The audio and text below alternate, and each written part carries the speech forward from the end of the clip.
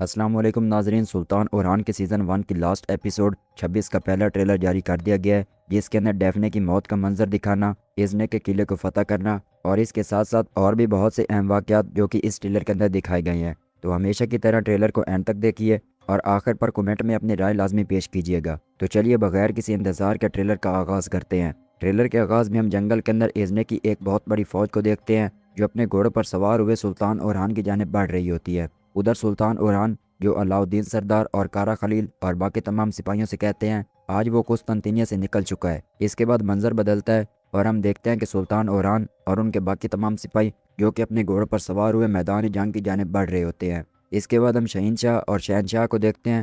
شہنشاہ اس شہنشاہ سے کہتا ہے اورحان جو دو فوجوں کے درمیان پھنس جائے گا وہ خود کو جہنم کے بیچوں بیچ پائے گا۔ اس کے بعد رات کا منظر دکھایا جاتا ہے جہاں قلعے کے اندر ہر طرف آگ روشن کی ہوئی ہوتی ہے۔ ابھی منظر بدلتا ہے اور ہم دیکھتے ہیں کہ عبد الرحمن الب اور ان کے باقی تمام تر سپاہی جو کہ سلطان اوران کے حکم پر ایزنے قلعے کو فتح کر چکے ہوتے ہیں، عثمانی پرچم لہرا رہے ہوتے ہیں اور تمام سپاہی اپنی تلواروں کو بے نیام کیے ہوئے تکبیر اللہ اکبر کا نعرہ بلند کر رہے ہوتے ہیں۔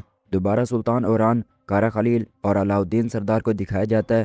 سلطان اوران جنگ کا منصوبہ بناتے ہوئے ان سے کہتے ہیں اس سے پہلے کہ وہ جہاز کراسی کی بندرگاہ سے روانہ ہو ہم ان سب کو جلا کر راکھ کر دیں گے۔ اس کے بعد ہم رات کی تاریکی میں گیملے کی بندرگاہ کا منظر دیکھتے ہیں جہاں ایورانوس صاحب اور ان کے باقی تمام سپاہی حملہ کر چکے ہوتے ہیں۔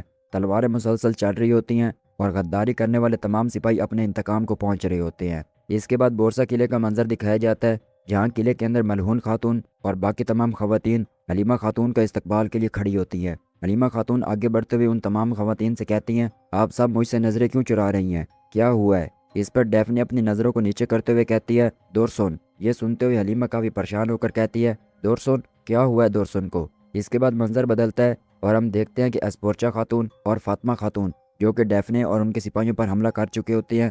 اسپورچا جیسے ہی خنجر کو پھینکتی ہے خنجر سیدھا ڈیفنے کے سینے کے اندر پیوست ہوتا ہے جس سے ڈیفنے اپنے انجام کو پہنچ جاتی ہے۔ اگلے منظر میں ہم نیلوفر خاتون اور اسپورچا خاتون کو دیکھتے ہیں۔ اسپورچا خاتون نرم لہجے کے ساتھ نیلوفر خاتون سے کہتی ہے یہ بتانا کافی مشکل ہوگا ڈیفنے۔ اس پر نیلوفر خاتون کہتی ہے کیا ہوا ڈیفنے کو؟ اسپورچا خاتون کہتی ہے مجھے مجبوراً اس کو مارنا پڑا۔ یہ سنتے ہوئے نیلوفر خاتون کی نم آنکھیں بھر جاتی ہیں۔ اگلے منظر میں سلطان اوران کے سپاہیوں کو دکھایا جاتا ہے جو تمام بازنطینی سپاہیوں کو واصل جہنم کر رہے ہوتے ہیں۔ اس کے بعد منظر بدلتا ہے اور ہم دیکھتے ہیں کہ سلطان اوران، علاؤالدین سردار اور باقی تمام لشکری سپاہی جو کہ اکٹھی ہو کر تمام بازنطینی لشکروں کے سامنے کھڑے ہوتے ہیں۔